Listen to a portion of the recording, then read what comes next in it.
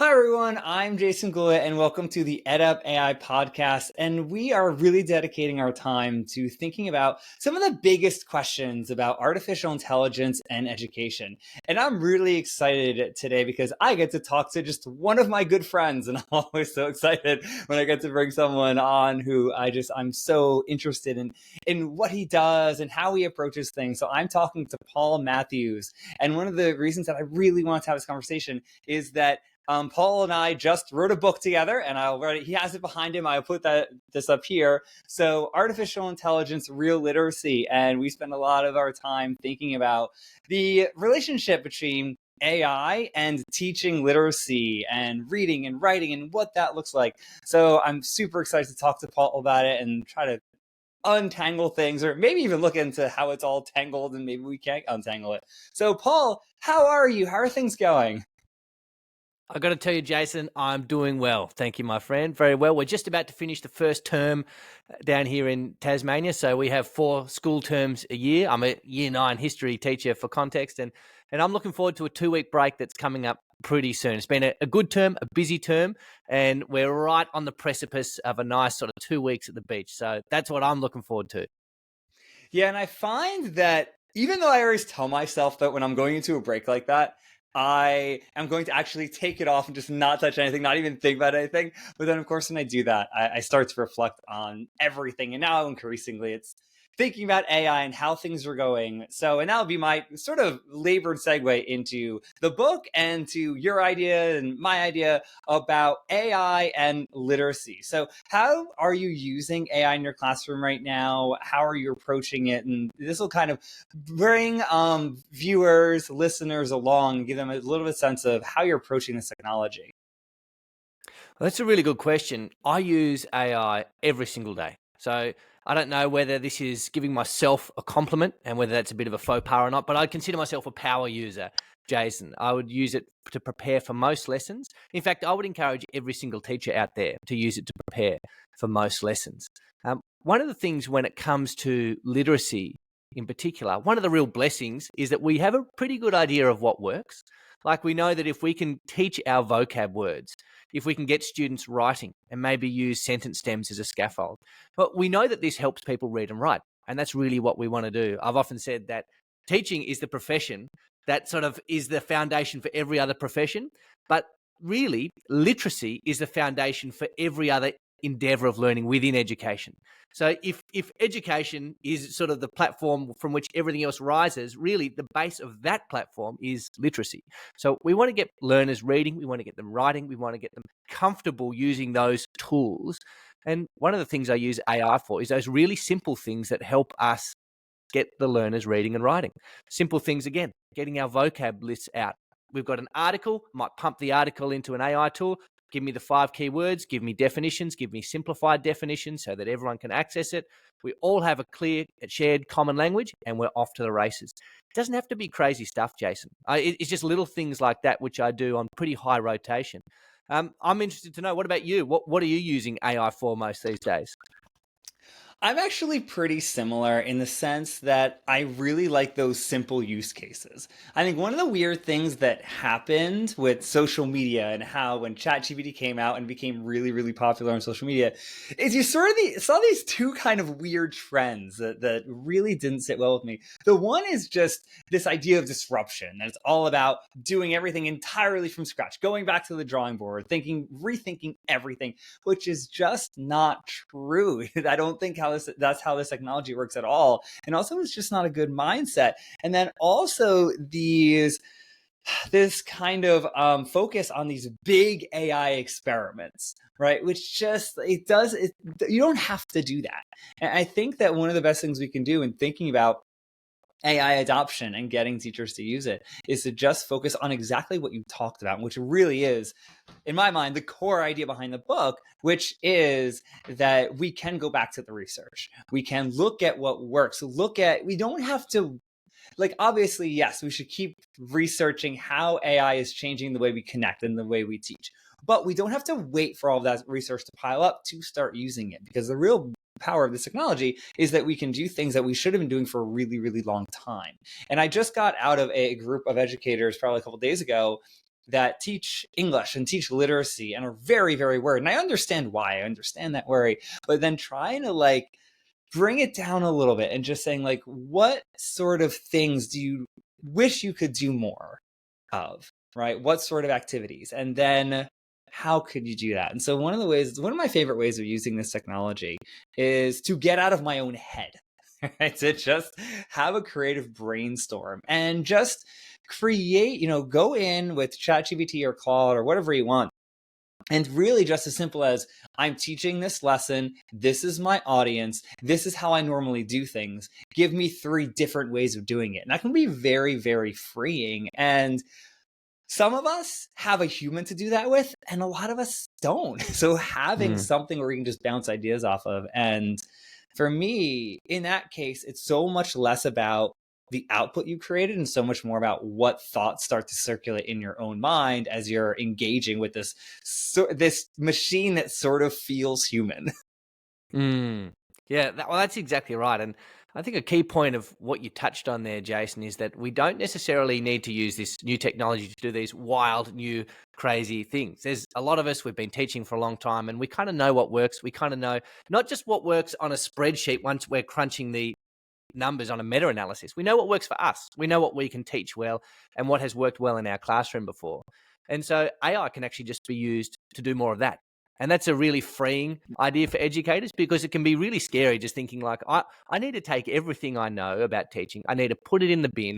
I need to make way for this educational revolution, which, by the way, as a history teacher, go and Google the different revolutions that have happened over time. Some are good, some are terrible. I'm not jealous for that word in particular, but it's not like we have to clean slate it and start from scratch. Actually, thankfully, all our pedagogical moves, all the evidence we have, our schema for teaching is going to suit you just fine in the AI world. In fact, that might actually be your biggest asset, because all those things that you wanted to do this whole time, well, now you can do them more often for more learners. A classic example we talk about in the book is text differentiation. It's one of the simplest use cases of AI. But I tell you this, Jason, if it was the only thing AI could do, if literally that was the only task that AI could perform, it would still be one of the biggest game changers in all of educational history. Not because it's doing anything new, it's actually doing one of the basics of education, but it's just doing it more often for more learners. Now in my grade 9 class, I can send out a version of that reading that's at a grade 7 level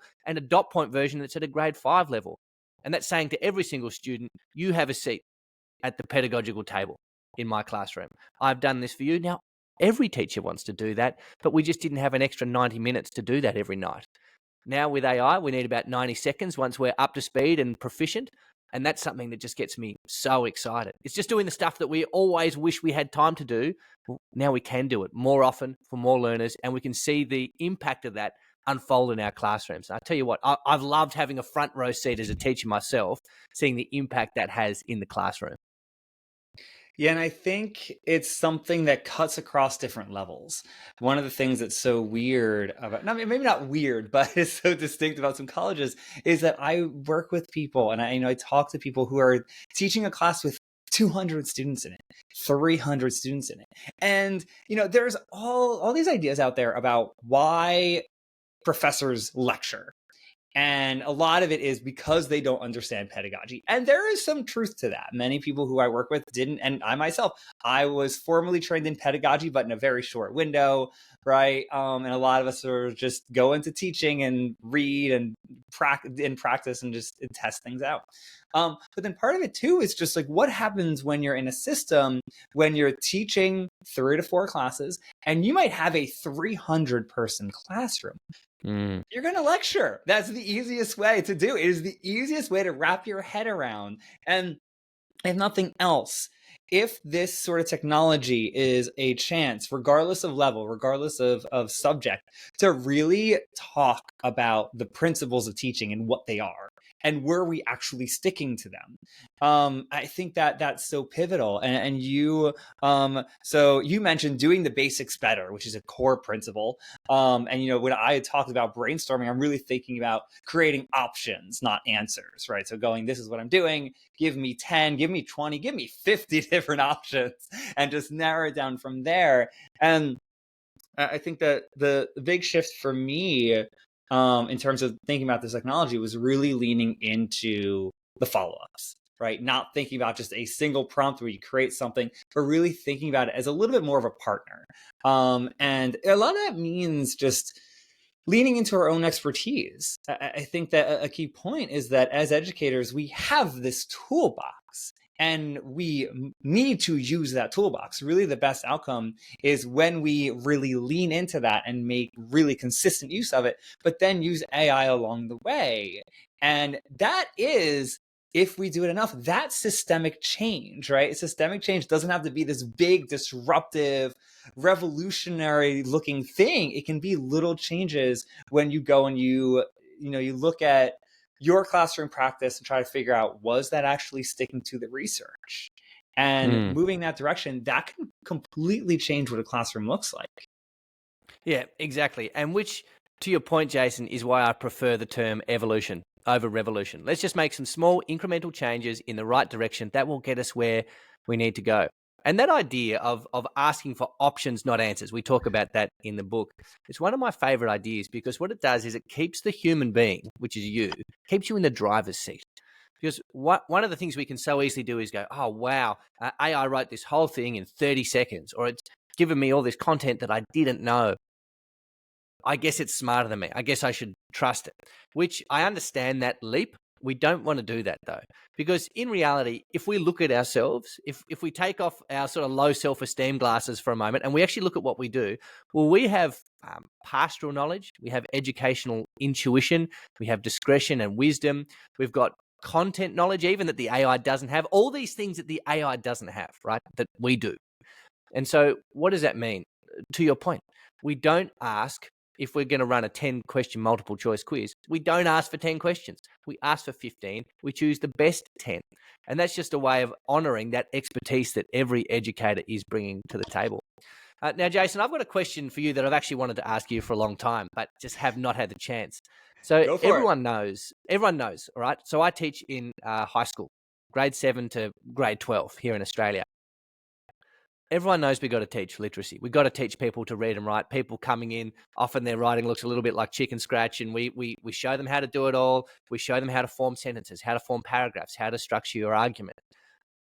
But as a sort of high school teacher myself, one of my questions is, do we still need to be teaching basic literacy practices and scaffolding the literacy process for college students, for people in universities? I clearly see a need where I am. What I'm asking, I guess, is there a need where you are? Yes. One of the things that I truly, truly believe is that even at the college level, many students are still struggling with reading a text and certainly reading a challenging text. And I think that, my impression is that that's becoming more and more of a valuable skill. And one of the things that I think a lot about is when my students come to me and they're 18, 19 years old, or they're, a non-traditional student, which is increasingly part of the population, there is still that sort of struggle. And now for many of them, for better or worse, they're getting their knowledge from AI. And so the big sort of paradox here is that they really do need to know how to read and write well to use this technology well. One of the things that I come back to is that there really is no AI literacy without literacy. You need to really have that as a foundational skill. And some of my students, yes, I can check that off. I can see that they engage with text, they can read and write at a certain level. And many of them do not, and they're still sort of struggling with that. And that's one of the reasons I actually really think the example of differentiated reading and being able to give a personalized level of support is actually really, really key for the college classroom. Because one of the things that's happened over the last 10, 20 years is there's a really, really wide gap in competency. That you can go into a class of, say, 100 undergraduates, and you might have 20 students who are exceptional readers. They know how to read closely. They know how to understand a text. They know how not just to make sense of it, but to really engage with it. And then you might have 20 students who really, really struggle with reading at a basic level. And it just wasn't caught. And now we are at that point at the college level where many of our students have had access to ChatGPT and similar technology for the majority of their high school career, right? We really have hit that tipping point that we might have a student who used AI for 2.5 years of their high school, and sometimes that wasn't caught. That student was not mentored. They got through and might have not just skated but got through reasonably well, and then they go to the college level, and that really can hit ahead very, very quickly. Because I think that if you have basic literacy, or just really just the basics, you can get a bit out of this technology, but you can't take that next step. You can't go to that next level, because it really is, and this is one of the reasons I have my students sometimes actually use an AI bot, a chat bot, and give me the transcript. And I learned a lot about how they interact with this technology. And you can actually pinpoint, like, actually, you might have misread it here, or you didn't read it. Students will just look right by it and they will just take it as truth. And that becomes a problem in and of itself. And there's so much kind of retraining and mindset shifting that needs to happen before, as you say, we keep ourselves at the center, right? We keep the human at the center. And teachers need to do that. And students too. My students desperately need a model for doing that, because many of us are so quick to just hand power to the machine, and walking them through, like, this is how you can actually engage with this technology, but not have it just take over and lose your own voice. That's a hard thing for them. And literacy, I think, is a huge part of doing that. Absolutely. And would be my big encouragement. This would be one of my big encouragements is, if you have never used artificial intelligence before, say by some strange turn of fortune, you've ended up in my or Jason's ecosystem, but you're not a fan of artificial intelligence. I'm sure there are those people out there. One of the things I would say is using AI yourself is a fantastic way to understand some of the problems and some of the possibilities of the tools. We say this all the time in our conversations together, but you can't learn to ride a bike at a seminar. It's something we say all the time, right? So you actually can't get a good working knowledge of how AI works. You can't get a feel for what it's good at and what it really sucks at. You can't get any of that if you just sit and read books, or even listen to podcasts like this one. As good as they are, they won't give you a feeling for what it's actually like to use those tools. Now, why is it important that you have that feeling and you have that understanding? Well, I think it's actually important that we teach our learners how to use these tools. That's a controversial opinion, but underlying that opinion is this big idea, Jason. Someone will teach our learners how to use AI. They will be taught, absolutely. And it will either be teachers or it'll be big tech. Now, as teachers, we love them. We want the best for them. We want them to learn and grow and understand the world more completely. Does big tech want the same? I've got my doubts. Right. So they will be taught. They will be taught how to use AI tools. That's completely inevitable. But will they be taught by someone who loves them and cares for them and wants them to flourish? Well, that's up to us. And so if we as teachers can wrap our heads around these technologies, then we can actually lead and guide and steward our students well during this period of really big disruption. And that's something we're mindful of, right, as we were writing the book, because we don't just have these evidence-based practices that you can use AI to do. Well, we've actually also got a section of principles at the start. Now, these are going to be useful for you no matter what you're doing with artificial intelligence. They're like the base coat that you want to lay down before you start doing these specific practices. So even that idea of, okay, here are 5 or 6 key core principles that I want to be keeping in mind every time I use AI, something like that is really useful. So I highly commend the book, even if it's just for that, getting your AI sea legs so that you yourself can then take the lead as you shepherd your students and your learners through this period of sort of unknown and disruption. Yeah, I think that that's so true, that we do need to dive in, we do need to play. And even if it's just to come up with an informed opinion and a way to move forward, because I think you're right, especially at the higher ed level, our standard is to go and research it, go and read books and put everything together and then have a way of moving forward. And there has to be an element of play here. And two, one of the big things for me is that when we do that, when we use this technology, say I use it to differentiate a text or whatever use case I'm using for right now, and if I'm transparent with my students and I tell them this is how I used ChatGPT to do that? Well, one of the things that we can do, especially at the college level, is to show students the non-obvious use cases. Because you're right, if we don't teach our learners, someone will. And it's big tech, or for many of my students, it's big tech through TikTok. That's how a lot of them have their AI knowledge, although many of them are sponsored by big tech companies.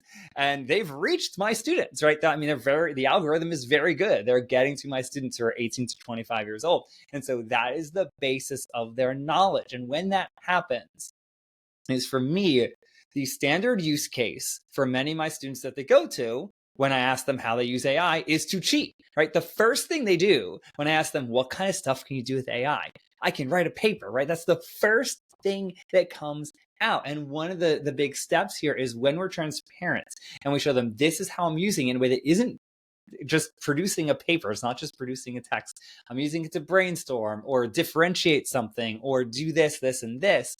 That starts to, I think, open up the conversation, because we want many of our students to really, if they're going to use this technology, have that sort of varied perspective. Think about these different use cases and uses that actually apply to them, as opposed to just, I'm going to generate an essay.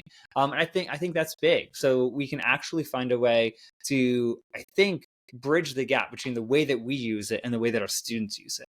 Because in the same way that many educators are not really given models for using this technology, a lot of the times, students aren't. They're being thrown into the deep end with this technology. That my students, one of their first introductions was Google Gemini when it first was brought out, and they were just Googling things and they started getting those AI generated answers, and some of them were good. And I think we have an example in the book too. Some of them are just flat out wrong and actually harmful. I think the example was glue on pizza or whatever it is to stop the cheese from sliding. And that was like their first introduction to it. And so they're just being thrown into the deep end. My heart really, really goes out to them, because they're being just they're being given this technology in subtle and not so subtle ways. And then they're going online on TikTok, and big tech is telling them, this is how you approach it. This is what you can do. Even commercials put out by like Apple and things like that suggest that, oh, you can use this technology to be lazy, but you'll still be okay, right? These sort of worst use cases. And so as teachers, that's where we can come in and we can start to reorient things and show other ways of approaching this technology. Absolutely. And I'm excited for that. And I think one of the things we can do as educators here, and I'll say this in closing because I want to have this sort of ringing in the ears, hopefully, as people leave this discussion. But one of the best things we can do is just be a learner. It's one of the best things we can do. We expect actually students to come into our classrooms every single day, understanding what they know, understanding the very frontiers, the ragged edge of what they know, and to try and push past that. Now, that's a process that takes some vulnerability, right? You can't be insecure about yourself if you're going to be a learner. You have to go, look, of course there are things I don't know. There are going to be some things that I'm good at and that I'm not good at. And we expect all our learners not to sit back and say, oh, Mr. Matthews, I can't write essays. I don't know how to do paragraphs. Spelling is not for me. We expect them to say, no. This is all a skill that can be learned. And no matter my starting point, I can move forward. That's that classic growth mindset that we go on about quite often. I'd encourage teachers to model being a learner. Yet you might not be a tech person. You might not be an early adopter. You might not be one who upgrades their iPhone or gets a smart fridge or has a smartwatch or anything like that. And that's absolutely fine. Because I'd say this isn't about how you approach tech. This is about how you approach learning. And one of the best things we can do for our learners is give them an example of what it looks like to be a good learner. I mean, in Australia recently, we've started talking about schools as learning communities. This is a community where we are all on a learning journey together. And yes, I want my students to get 1 year better in their studies every year. But what does it look like for me to get 1 year better at teaching every year? Well, it might actually look like being willing to acknowledge my vulnerability, that I don't have it all together, that I'm not the font of wisdom, and that I can learn. And I think, Jason, schools that learn together and teachers that learn in front of their students, well, they create classrooms where learning is normal and natural. And so that would be my big encouragement. Not only will the way you approach artificial intelligence will help you have a course that's more tailored and personalized and feedback rich, more evidence-based practice more often for more learners. Not only is that the case, but you'll give your students the blessing of modeling what it looks like to be a good learner. And I think truly, Jason, that's one of the best gifts we can give our learners. I think it's absolutely true. And it resonates with me because that was very much my experience with this technology. The first time I used AI, I was angry. I was pissed. I was really, really irate. Like I put it aside. I told my wife about it. I told her I found the future of plagiarism. I found out everyone is just going to skate by and not learn anything anymore. I was very, very angry. And I was so angry that I put it aside for a few weeks. And one of the big shifts for me was I just said, I'm not going to think as a teacher. I'm just going to try to take that hat off, put it off to the side as much as I can. I'm just going to think about it as a learner, as a student, and what can I do with it? And that started to open it up for me a little bit. Still obviously having concerns, but that made me a little bit more open to what can be done with the technology. And I think that just takes a little bit of a shift. So I know we've been talking for a little bit, Paul, so thank you so much for coming and chatting with me and talking about some of the ideas. And again, I'll hold it up here. The book is Artificial Intelligence, Real Literacy. I'll try not to cover it. I'll do a better job holding it. And so thank you so much for coming, Paul, sharing some of the ideas and some of your advice. And it was a pleasure. Thank you so much, Jason. I look forward to talking again soon.